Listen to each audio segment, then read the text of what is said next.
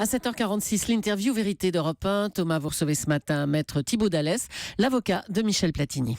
Michel Platini, à qui il reste 24 heures pour peaufiner ses arguments. Demain, il témoignera devant le tribunal arbitral du sport à Lausanne. Il conteste sa suspension de 6 ans de toute activité liée au foot et le cortège d'infamie qui va avec. Bonjour Thibault Dallès. Bonjour. Qu'espère vraiment Michel Platini de ce rendez-vous demain ? Bien évidemment, Michel Platini espère être totalement blanchi par le TAS.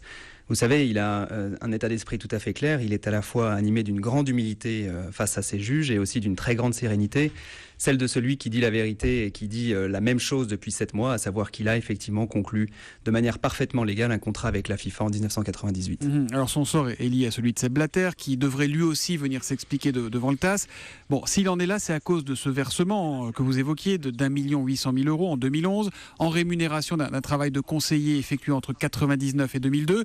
Si j'étais membre du TAS, comment vous arriveriez, Thibault Dallès, à me convaincre que tout ça ne sent pas un peu la bidouille, les petits arrangements entre amis ? Écoutez, je commencerai par vous dire qu'il a commencé à travailler en 1998 et non pas 1999. Et puis je vous montrerai effectivement qu'un grand nombre de personnes établissent par des déclarations ou des documents la véracité de cette déclaration. Il n'y a finalement que la FIFA qui, prise dans une sorte d'amnésie depuis quelques semaines ou plutôt quelques mois, nie l'évidence alors que les faits, eux, sont têtus. Nous apportons un grand nombre d'éléments, encore une fois, qui permettent de confirmer les dires de Michel Platini qui n'ont pas varié d'un iota depuis 8 mois désormais. Vous avez raison, les faits sont têtus. Il a donc commencé à travailler en 98 et il a été rémunéré en 2011. Pardon, mais on n'a toujours pas compris pourquoi Michel Platini a attendu presque 10 ans pour toucher cet argent.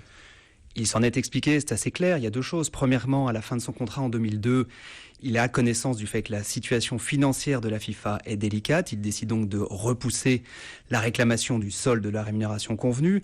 Et puis, les années avancent, la situation financière de la FIFA s'améliore. Et en 2010, au début de l'année 2010, à la date à laquelle il fait pour une première fois sa réclamation à la FIFA de la manière la plus transparente possible, il a connaissance d'un certain nombre de faits, notamment des rémunérations versées à des dirigeants qui sont plus élevées. Il a aussi connaissance d'indemnités de départ confortables versées à certains à la FIFA. Et il se dit que lui, alors qu'il a un contrat qui est toujours en vigueur, il n'y a rien qui fait obstacle à ce qu'il réclame à ce moment-là le paiement du solde. Certes, c'est tard, mais il n'y a rien là d'illégal. C'est peut-être maladroit, mais en tout état de cause, pas de nature à justifier une suspension de 6 années. C'est-à-dire qu'il a été altruiste au début. Il n'a pas voulu plomber les comptes de la FIFA, c'est ça ? C'est pour ça qu'il ne s'est pas fait payer tout de suite ? Oui, vous savez, Michel Platini n'est pas un homme près de ses sous. Il avait par ailleurs un certain nombre d'autres activités. Il a en conscience considéré qu'il n'avait pas de raison de penser que cette somme lui serait in fine pas versée. Il avait une confiance totale dans la FIFA, rien ne se pressait et finalement un jour en 2010 il a considéré qu'en revanche le moment était venu de remettre le sujet à l'ordre du jour et il a sollicité de manière parfaitement transparente les organes compétents de la FIFA qui sans sourciller ont réglé très rapidement et sans qu'il ait besoin d'insister le montant réclamé, un montant qu'il a déclaré aux impôts et sur lesquels la FIFA a payé des charges sociales. Donc vous voyez qu'on est bien loin de l'opacité et de l'opération de corruption dont la FIFA l'accusait à l'origine. Et je note d'ailleurs qu'elle a abandonné toute charge à cet égard contre Michel Platini. Est-ce que vous avez de nouveaux éléments à faire valoir demain devant le tribunal arbitral du sport ? On a des éléments extrêmement concrets, qu'il s'agisse de déclarations de témoins qui ont des souvenirs précis des événements. On a des documents que nous avons effectivement exhumés, notamment des archives de l'UEFA. Nous avons également des professeurs de droit suisse, qui seront pour la première fois entendus par le tribunal arbitral du sport. La FIFA avait refusé de les entendre. Et ces professeurs de droit viennent confirmer de la manière la plus transparente le fait, petit 1, qu'il est parfaitement légal en droit suisse de conclure un contrat par oral. Et deuxièmement, que Michel Platini n'a commis aucun méfait, pas plus celui d'une gestion déloyale que d'un conflit d'intérêts. Alors Thibault Dallès, il s'est quand même passé quelque chose ces dernières semaines entre l'affaire de la FIFA et l'audience de demain. Le nom de votre client, Michel Platini, est aussi apparu dans le scandale d'évasion fiscale des Panama Papers. Lui a dit que tout ça était légal. Reste à savoir si c'est moral, non, tout ça ? Écoutez, mon métier n'est pas de dire si c'est moral, mon métier est juste de dire s'il y a un méfait qui est commis par Michel Platini. Tous les avoirs de Michel Platini sont connus de l'administration suisse et je dois dire que ce dossier n'a absolument rien à voir, les deux dossiers n'ont absolument rien à voir, à admettre qu'il y en ait deux d'ailleurs.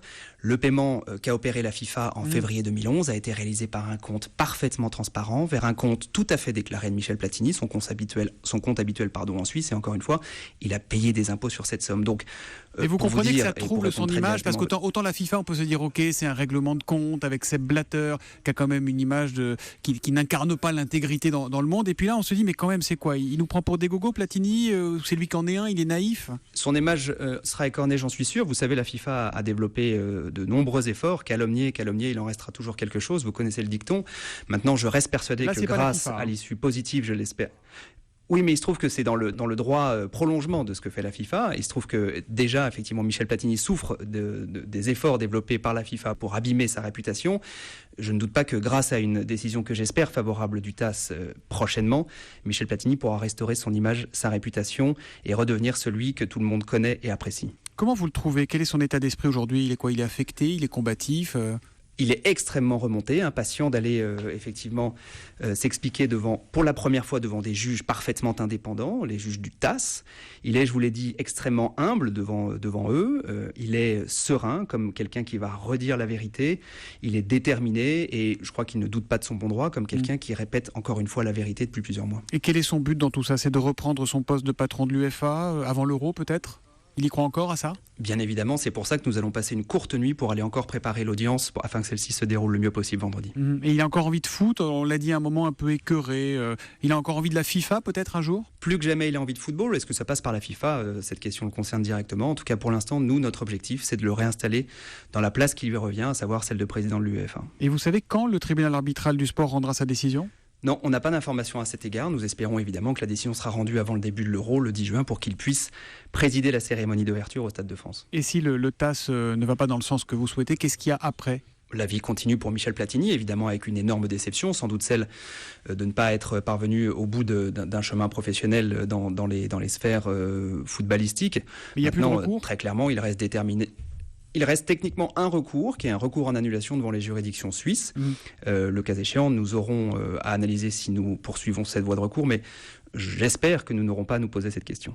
Est-ce qu'on verra donc Michel Platini qui a gagné l'Euro en 84, qui reste l'un des tout meilleurs numéro 10 de l'histoire du foot français, dans les stades en juin? Comptez sur nous pour que cela se produise effectivement. Merci beaucoup Thibaut Dallès d'avoir été sur Europe 1 ce matin. Merci, bonne journée à vous. Au revoir.